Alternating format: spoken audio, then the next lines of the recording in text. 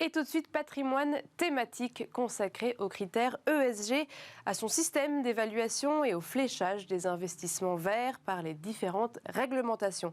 Anne-Catherine Husson-Traoré, directrice générale de Novetic, est avec nous pour nous aider à y voir plus clair, car encore aujourd'hui, alors que ça fait plusieurs années qu'on en parle désormais, persiste ce brouillard autour du sigle ESG. Alors Anne-Catherine Husson-Traoré, bonjour. Bonjour.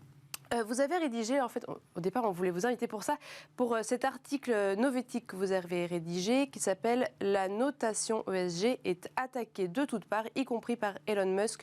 De quoi est-ce le signal ?» Et puis, c'était à la suite, en fait, d'un tweet d'Elon Musk qui pointait du doigt l'évaluation ESG et qui indiquait, alors je retransmets, Exxon est dans le top 10 ESG mondial du S&P 500, alors que Tesla n'est même pas sur la liste. Et il rajoute « L'ESG est une arnaque qui a été militarisée par des pseudo-guerriers sociaux ». Est-ce que vous pouvez déjà nous expliquer décoder le Elon Musk? Pourquoi ce tweet vous a fait réagir et après quelle perspective vous avez pu, comment vous avez pu le mettre en perspective par rapport aux critères ESG? Alors, c'est vrai qu'effectivement, la notation ESG reste un univers qui s'est considérablement développé depuis 20 ans et qui reste assez peu normé. Ce qui est normé, c'est les obligations de reporting. D'accord. Donc en fait, chacun dessine un peu le ESG qui lui convient.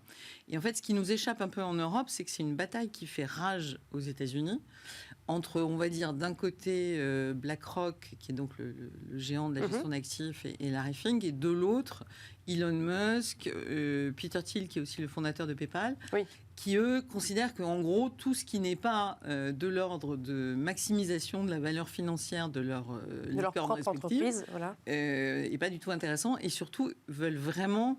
ils considèrent que c'est des espèces de barrières à la libre entreprise, alors qu'en fait, ce n'est pas le sujet. Alors, il y a deux types. Peter Thiel, par exemple, il parle de ESG comme un nouveau communisme, pour vous situer le niveau de la bataille. Et quant à Elon Musk, on ne comprend pas toujours ce qu'il raconte. Mais là, l'idée est assez simple. Et évidemment, il a attaqué sur un angle tout à fait réel, qui est de se dire, on ne comprend pas du tout, parce que quand on prend un indice ESG mondial et plutôt américain dans ce cas-là, on voit Exxon sélectionné, et puis qui a priori une source de problème climatique. Qui ne conviennent pas vraiment avec la réalité. Et Tesla, qui est vécu comme une solution. Alors, c'est toujours plus compliqué que ça. C'est-à-dire, concrètement, aujourd'hui, la notation ESG, elle couvre pas forcément l'activité.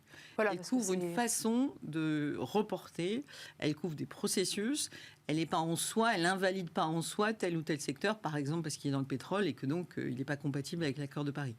Du coup, effectivement, Exxon peut potentiellement être mieux noté que Tesla, qui certes propose des voitures électriques, dont on peut déjà discuter l'aspect solution toute faite pour l'écologie, mais surtout sur les sujets sociaux et de gouvernance, là, Tesla est très nettement moins bien noté. Et surtout, pendant longtemps, quand on regardait les trajectoires climat de Tesla, on avait certes... L'idée d'Elon Musk, c'est que puisqu'il a une solution, on ne va pas en plus l'embêter à ce que ses usines soient, par exemple, les moins émettrices de carbone, ou que les gens y soient bien traités, parce que il y a eu plusieurs affaires qui sont sorties disant que tout le monde, Elon Musk voulait que tout le monde travaille comme lui, c'est-à-dire H24, et que ça, c'est pas très social. Et donc, il y a vraiment ce sujet de discussion. Et on va revenir juste 2 secondes sur la base de l'ESG. Du coup, c'est vraiment chaque entreprise qui répond de son propre chef à des critères. Et après, comment est-ce que c'est audité? Alors, en fait, il y a en gros... alors, ça varie selon les... Il y a surtout des agences de notation ESG... Qui sont indépendantes. Qui sont indépendantes, c'est-à-dire qu'on construit leur propre méthode, mais enfin, celle qui est en train de devenir assez omnipotente, on va dire, sur le marché, c'est MSCI. D'accord. Donc, elle est indépendante, mais enfin, en même temps, elle est d'un côté, elle produit des indices, de l'autre, elle produit de la notation, elle agrège les deux, et on sait aujourd'hui que la gestion passive, par exemple, est plus importante en volume que la gestion active. Donc on a aujourd'hui un acteur majeur des indices qui est devenu l'acteur de la notation ESG et qui dit d'ailleurs très bien que lui veut normer, c'est lui qui veut définir la norme de la façon dont les entreprises doivent reporter. Donc aujourd'hui, c'est plutôt ce genre d'acteur qui définit les critères et les entreprises qui y répondent avec des questionnaires qui sont quand même très complexes et parfois elles y mettent beaucoup de temps.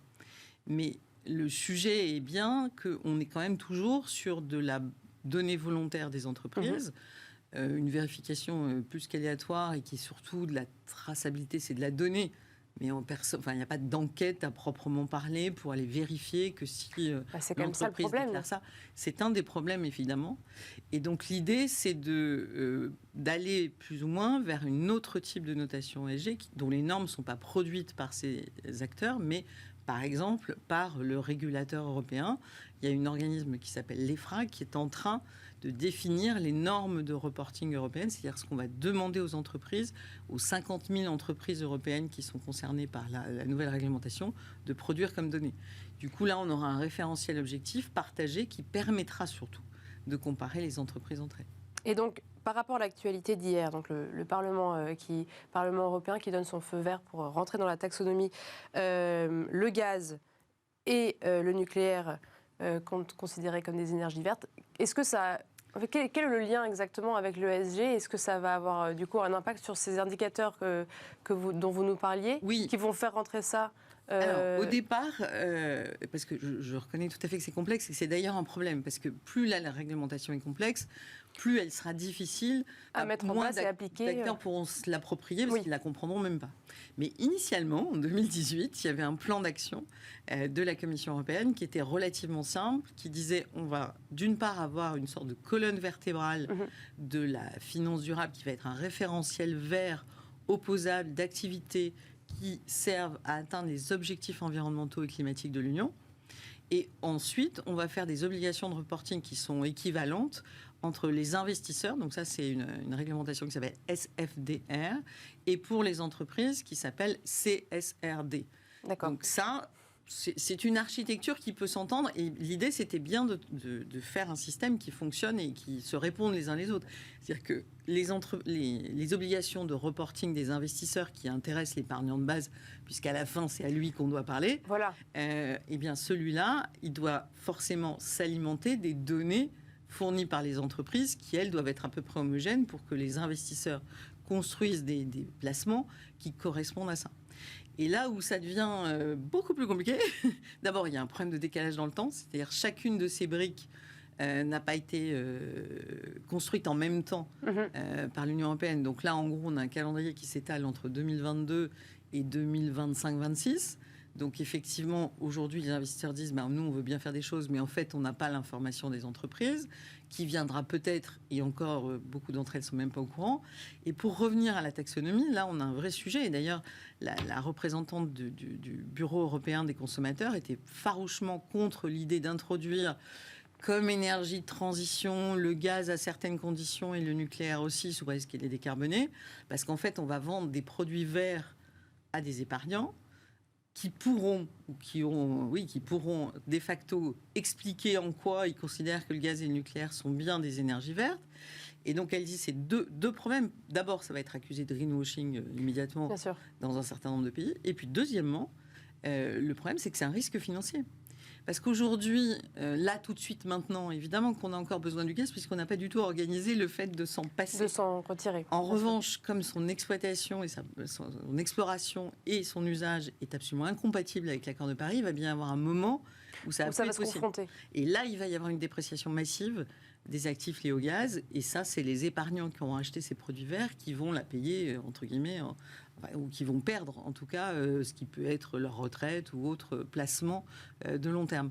Donc, il y a vraiment un sujet de confusion supplémentaire à porter, alors que c'était vraiment pas l'idée. Parce que sans même parler du fait que pour ou contre le fait de rentrer le nucléaire ou le gaz, il y a quand même un problème de briques, de lisibilité qui sera peut-être contre-productive pour les investisseurs, en fait, parce qu'eux, ils demandent juste en fait une directive assez simple pour investir dans des entreprises. De façon générale, comme sur le plan fiscal, on demande une certaine stabilité, mais là, j'allais dire, c'est un peu pareil. On a besoin de référentiels stables pour une raison très simple, c'est qu'on parle bien d'un horizon à 10, 20 ou 30 ans. Le plus important pour la taxonomie, c'est la façon dont elle va servir à mesurer les capex. C'est-à-dire, en fait, ce qui est important maintenant, on sait très bien que là, à l'heure actuelle, l'économie n'est pas alignée sur l'accord de Paris et pas très bonne pour l'environnement. Donc ça, déjà, il faut admettre ce principe. Et à partir de là, qu'est-ce qu'on regarde ? Ce qu'il faut qu'on regarde, c'est en quoi telle ou telle entreprise est en train de transformer ses process pour baisser sa consommation d'énergie, changer son approvisionnement énergétique, changer la composition de ses produits, aller vers l'économie circulaire. C'est ça la promesse d'un produit vert. Si effectivement, pour des raisons politiques, puisque c'est les États eux-mêmes qui ont essayé d'imposer ça, on essaie de maintenir encore un peu le système tel qu'il est, c'est déjà un malentendu fort qui met en risque le Green Deal européen, ça c'est évident, parce qu'on ne va pas pouvoir faire le Green Deal européen si on ne remet pas en cause un mode de production et de consommation tel qu'il est aujourd'hui. Et la promesse, pour en revenir à l'épargnant, la demande de l'épargnant, elle est celle-là. C'est-à-dire que ceux qui veulent vraiment investir vert, ils veulent des gages que c'est vraiment en train d'investir dans une économie en transformation. Et donc là, on est bien parti pour un très fort malentendu. De la confiance, en fait. Voilà. Et pour vous donner juste un ordre d'idée de chiffres, nous, on regarde le marché des fonds durables disponibles sur le marché français. On est à près de 900 milliards. Aujourd'hui, eh bien, dans ces 900 milliards, il n'y en a qu'1,5% d'encours qui flèche vraiment l'impact, qui donne des gages clairs aux clients de la façon dont aujourd'hui on a un bénéfice environnemental ou social. Et ce qui est intéressant et ce qu'il faut regarder, c'est un peu plus large quand même, puisque là on est à 108 milliards d'euros, c'est-à-dire 14% des encours avec des fonds dits article 9 qui, eux, s'engagent à avoir un objectif durable et à le mesurer dans le temps. Bon, mais vous reviendrez continuer de nous en parler. Merci beaucoup Anne-Catherine Husson-Traoré. Je le répète, directrice générale de Novetic. Merci de nous avoir éclairé sur ce sujet. Et tout de suite, c'est Enjeu Patrimoine.